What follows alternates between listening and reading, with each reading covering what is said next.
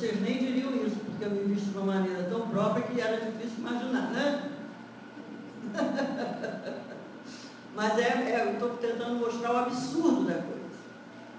Semana passada eu fui uma casa espírita fazer uma aula do estudo sistematizado e falei, né, que o espiritismo não é mediunidade. Mediunidade foi um mecanismo usado, mas que não se confunde. E eu vou sempre lá. A cada ano, no estudo sistematizado deles, eu trabalho entre 5 a 6 vezes. E tem um senhor, que ele acha que é recém-chegado à doutrina, e faz muita pergunta. Inclusive, ele antecipa. Eu tenho que dizer, espera um pouquinho que eu vou responder em seguida. Aí ele falou para mim assim, eu discordo de você. Eu falei, tá bom, é um direito seu. Você quer dizer por que você discorda?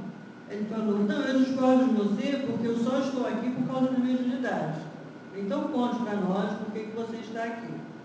Ah, eu estou aqui porque eu queria falar com meu pai, que já morreu. Então eu vim aqui porque eu queria falar com meu pai. Eu falei, e aí, o que aconteceu? Eu morrendo de medo que ele dissesse que falou, né? Vocês não têm ideia?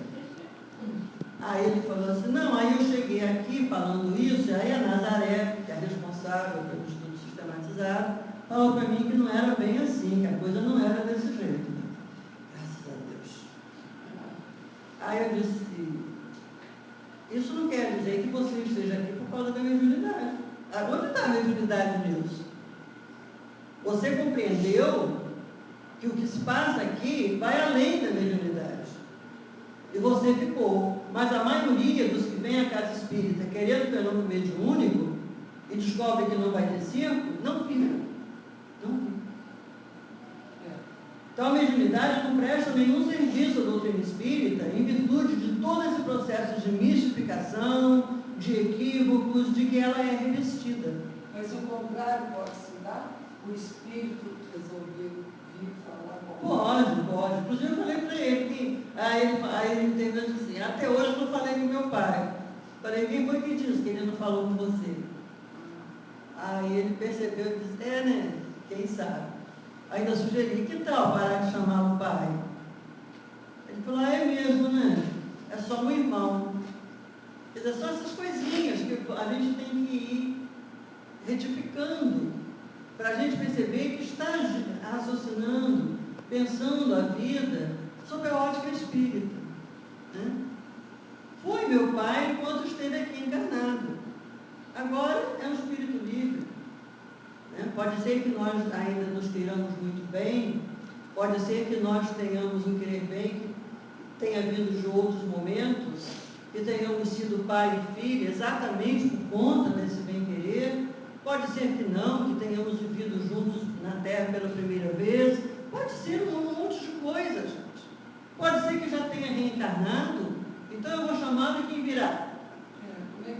Como é que fica isso? Então percebam que qualquer lugar que diga, vamos fazer uma sessão mediúnica e vai acontecer isso, é mistificação. E é verdade que os espíritos costumam, nós espíritos, né, costumam reencarnar nas mesmas famílias, próximas,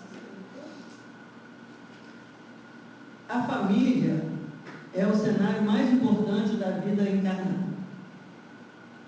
Mas não quer dizer que na família estejam amigos. Não quer dizer isso. Entendeu? O que se passa? É muito difícil que alguém que receba, depois de 9 meses de gestação, receba aquele pacotinho desse tamanho, cheio de carências, precisando de 1 milhão de cuidados, que em uma semana não esteja amando aquela criaturinha acima de todas as coisas. Né?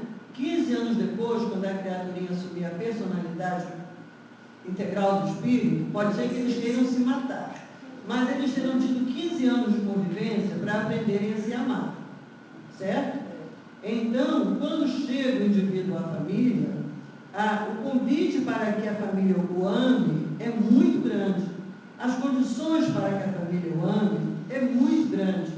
A probabilidade desse amor familiar retificar um vício internido também é muito grande. poderá acontecer ou não, mas tudo concorre para que isso aconteça. Então, dentro da família, estão espíritos que precisam estar juntos. Isso é líquido e certo. Tá? Para aprenderem juntos, para se harmonizarem, aqueles que já se amam profundamente para vivenciar a recompensa desse amor, aqueles que têm conflitos uns com os outros para tentarem vencer esses conflitos. A família é esse recipiente de reformulação das almas.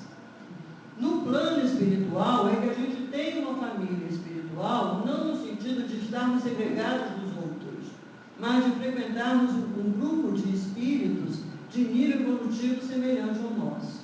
Mas é importante nós entendermos que nós estamos caminhando para uma condição de amor universal.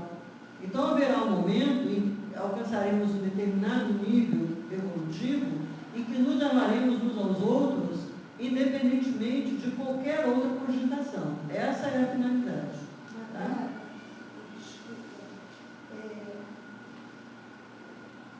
Às vezes, eu posso estar pensando completamente equivocadamente, mas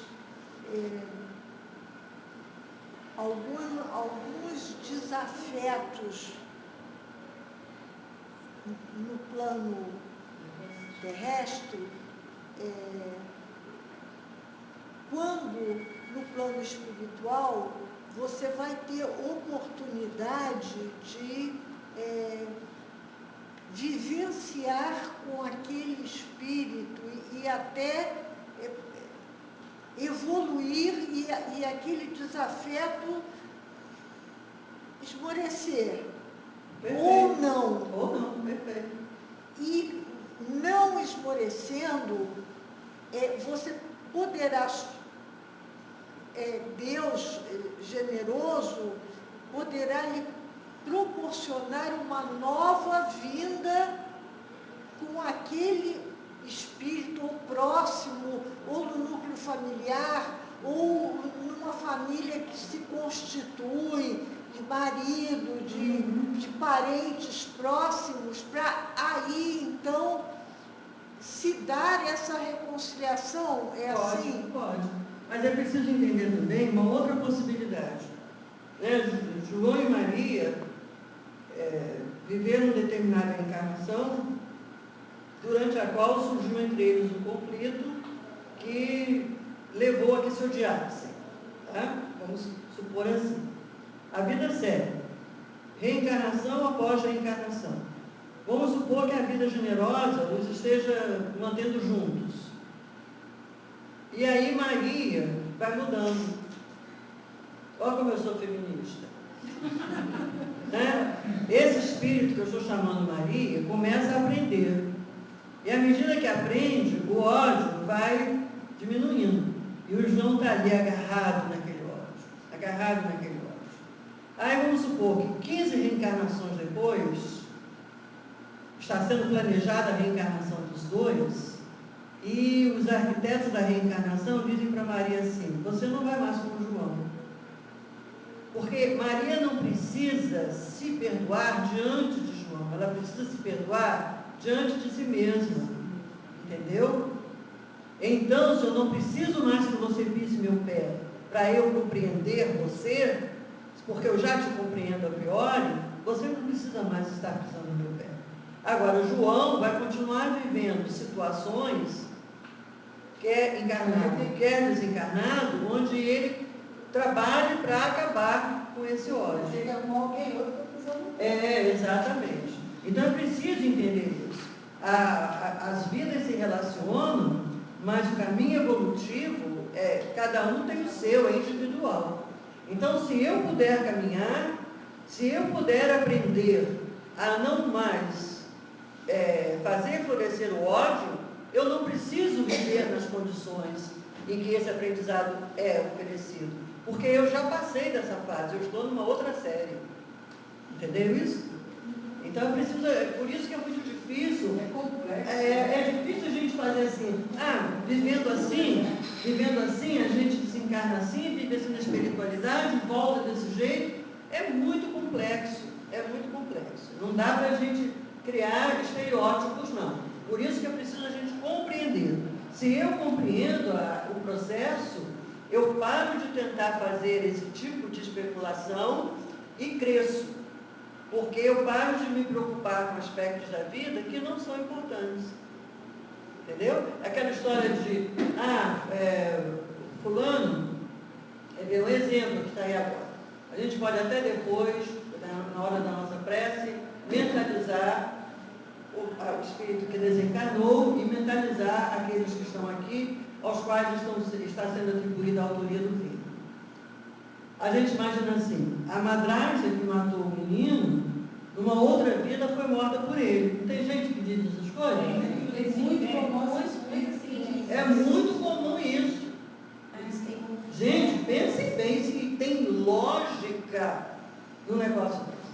Pensem bem se tem lógica no negócio desse. Não tem nenhuma. Não tem nenhuma.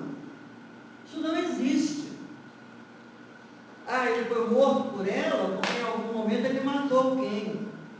Não é assim. Eu não sou juiz dessas vidas. Não sei o que se passou ali. Não sei. É quase angustiante a gente pensar o que se passou, como é que duas mulheres adultas pegam uma criança pequenina e fazem o que quiserem. Para o menino foi a libertação. Foi a libertação de uma vida infeliz. Ele devia ter merecimento. Aquele menino de 11 anos? O menino de em que... É no Rio Grande do Sul, agora me lembrei o estado. Esse menino provavelmente, esse espírito provavelmente, tinha merecimento suficiente para ser libertado tão prematuramente de uma vida tão infeliz. Certo? Pois é. Então, e os outros? Não sabemos. Não sabemos, tá? Então, a gente não pode sair dizendo essas bobagens, porque a vida não é assim, gente. Porque se hoje eu tenho uma filha mal criada, porque na encarnação passada eu era filha e era a mãe, eu fui mal criada com ela, agora ela é mal criada comigo, na outra eu vou ser mal. Gente, isso não vai acabar nunca. Vocês percebem a tolice desse tipo de pensamento? Não podemos incorrer nesses erros, não. Então, o que é certo? Todos nós teremos todas as chances necessárias ao aprendizado. Quer aqui, quer na espiritualidade, quer diante de A, diante de B, diante de C, da sociedade toda. Não faltará para cada um de nós as oportunidades. Quantas vezes elas sejam oferecidas e eu não as aproveite, elas se renovarão. E haverá um momento em que eu aprenderei. Ou pelo amor, ou pela dor. Mas que vou aprender, vou. Isso é a única coisa que importa. E a gente pensar o seguinte: é melhor eu não continuar me endividando diante de ninguém. Essa parte é boa. Certo? Vou ser um pouco mais tolerante, vou ser um pouco mais paciente, vou ser um pouco mais fraterno, vou ser um pouco mais amoroso. E aí a gente vai sendo um pouquinho mais... a gente vai sendo um pouquinho mais virtuoso a cada dia e deixando para o momento de avaliação das reencarnações todas, quando estivermos na espiritualidade, para fazermos esse balancinho e vermos como é que voltaremos no futuro. Tá bom? Mas o futuro é o futuro, não chegou ainda. O ontem já passou, o hoje é o único momento importante. Vamos então fazer desse hoje o melhor momento possível. Estamos indo bem até aqui, gente, só tem 15 minutos. Mas é bem curtinha, sabe?